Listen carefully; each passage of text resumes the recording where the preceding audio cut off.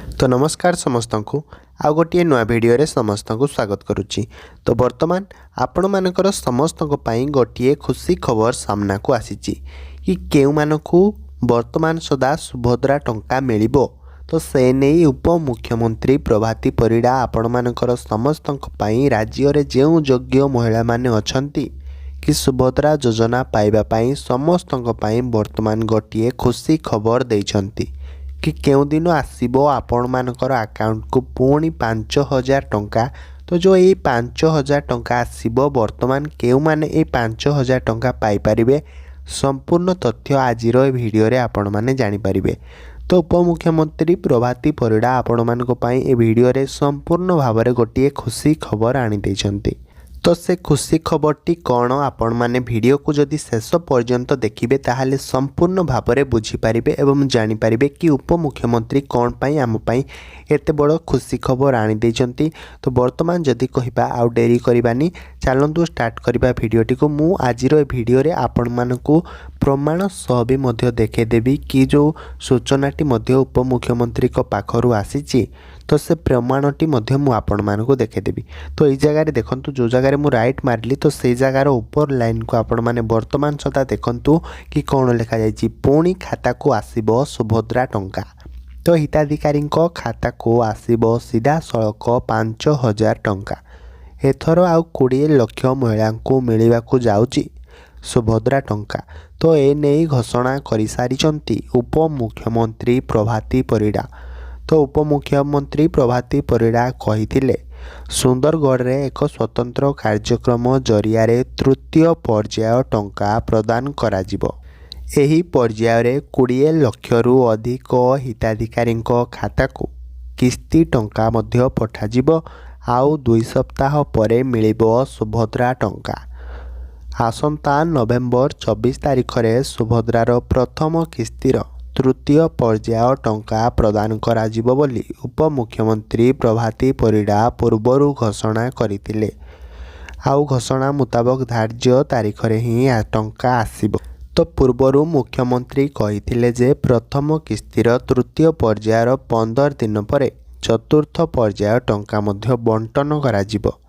तृतीय पर्याय टंका जदि 24 तारिख रे बंटन कराजिबो तेबे चतुर्थ पर्याय टंका को नहीं भी सूचना दे सारी प्रभाती परिड़ा।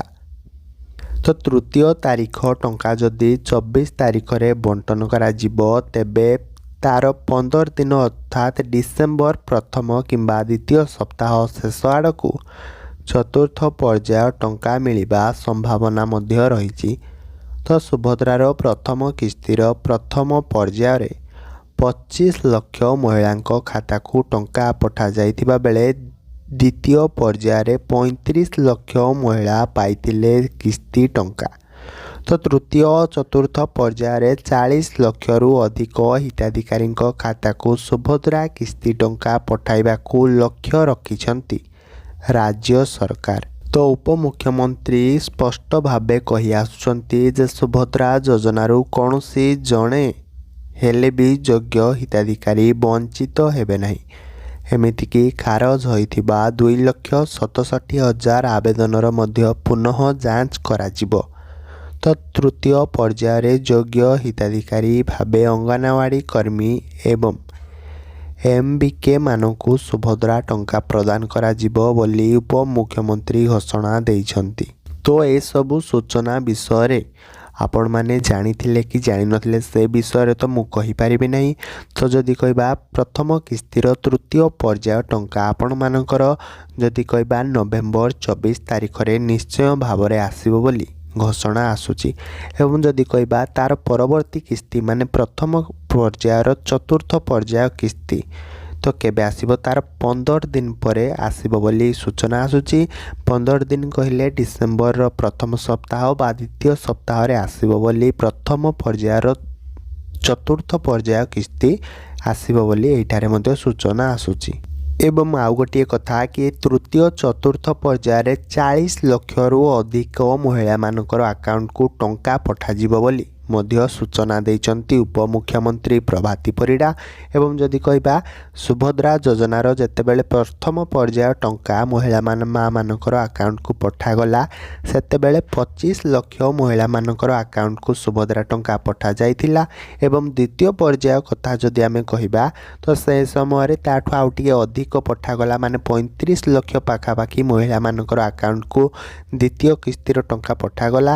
ଏବଂ ତା ପରବର୍ତ୍ତୀ କଥା ଯଦି ଆମେ କହିବା ତୃତୀୟ ଓ ଚତୁର୍ଥ ପର୍ଯ୍ୟାୟ କଥା, ତାହେଲେ 40 ଲକ୍ଷରୁ ଅଧିକ ହିତାଧିକାରୀଙ୍କ ଆକାଉଣ୍ଟକୁ ଟଙ୍କା ପଠାଯିବା ପାଇଁ ବର୍ତ୍ତମାନ ବି ଲକ୍ଷ୍ୟ ରଖିଛନ୍ତି ରାଜ୍ୟ ସରକାର। ଏବଂ ଏହି ସୂଚନା ମାଧ୍ୟମରେ ଉପମୁଖ୍ୟମନ୍ତ୍ରୀ ପ୍ରଭାତୀ ପରିଡ଼ା ନିଜେ ମଧ୍ୟ ସ୍ପଷ୍ଟ କରିଦେଇଛନ୍ତି କି ଜଣେ ହେଲେ ବି ଯୋଗ୍ୟ ହିତାଧିକାରୀ ଏହି ସୁଭଦ୍ରା ଯୋଜନାରେ ବଞ୍ଚିତ ହେବେ ନାହିଁ, ସମସ୍ତଙ୍କୁ ଟଙ୍କା ଦିଆଯିବ ବୋଲି ସେମାନଙ୍କର ମଧ୍ୟ ଲକ୍ଷ୍ୟ ରହିଛି। ତ ବର୍ତ୍ତମାନ ସୁଦ୍ଧା ମୁଁ ଆଶା କରେ କି ଆପଣମାନେ ଏ ସୂଚନା ମାଧ୍ୟମରେ ସମ୍ପୂର୍ଣ୍ଣ ଜିନିଷ ସୁଭଦ୍ରା ଯୋଜନା ବିଷୟରେ ବୁଝି ପାରିଥିବେ। ତ ଯେକୌଣସି ଜିନିଷ ବି ଆପଣମାନେ ବୁଝିପାରିନାହାନ୍ତି ତାହେଲେ ମୋତେ କମେଣ୍ଟ କରନ୍ତୁ, ମୁଁ ମଧ୍ୟ ଆପଣମାନଙ୍କର କମେଣ୍ଟର ନିଶ୍ଚୟ ଭାବରେ ରିପ୍ଲାଏ ଦେବି। ତ ଆପଣମାନଙ୍କୁ ଏତିକି ଅନୁରୋଧ କି ଭିଡ଼ିଓକୁ ଆପଣମାନେ ବହୁ ମାତ୍ରାରେ ସେୟାର କରନ୍ତୁ, ଯେଉଁମାନେ କି ଜାଣିନଥିବେ ଏ ବିଷୟରେ କିଛି ସୂଚନା ସେମାନେ ବି ମଧ୍ୟ ବର୍ତ୍ତମାନ ବି ସମୟ ଅଛି ସେମାନେ ଜାଣିପାରିବେ। ତ ଭିଡ଼ିଓଟି ଯଦି ଭଲ ଲାଗିଛି ଭିଡ଼ିଓକୁ ଲାଇକ୍ କରନ୍ତୁ ଏବଂ ଚ୍ୟାନେଲକୁ ସବସ୍କ୍ରାଇବ୍ କରିବା ପାଇଁ ଜମା ବି ଭୁଲିବେନି, କାହିଁକିନା ଏମିତି ଯେକୌଣସି ସୂଚନା ଆସିଲା ସରକାରଙ୍କ ପାଖରେ ମୁଁ ଆପଣମାନଙ୍କୁ ସଙ୍ଗେ ସଙ୍ଗେ ପହଞ୍ଚାଇବି ଏବଂ ଆପଣମାନେ ମଧ୍ୟ ଜାଣିପାରିବେ। ତ ରହୁଛି, ଆଉ ଗୋଟିଏ ଭିଡ଼ିଓରେ ଆପଣମାନଙ୍କ ସହ ପୁଣି ଦେଖା ହେବ। ଜୟ ଜଗନ୍ନାଥ।